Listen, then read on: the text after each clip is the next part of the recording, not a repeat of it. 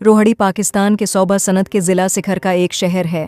ये दरियाए सिंध के मशरकी किनारे पर वाक़िअ है, जो सिंध के तीसरे बड़े शहर सिखर से बराह रास्त उस पार वाक़िअ है।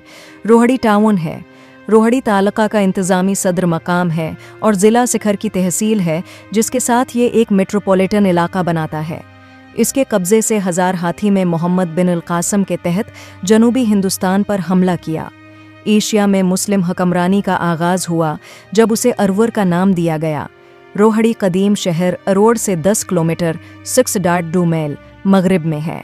रोरो का सौवेरा सल्तनत के दाराल हुकूमत के तौर पर इब्तिदाई बुद्ध अदब में एक अहम तिजारती मरकज़ के तौर पर जिक्र किया गया है। 8वीं सदी में अरबों के हमले से पहले शहर की तारीख़ के बारे में बहुत कम मालूमात हैं, लेकिन अरवड़ राय ख़ानदान और फिर बरहमन ख़ानदान का दाराल हुकूमत था, जो कभी शमाली सिंध पर हुकूमत करता था।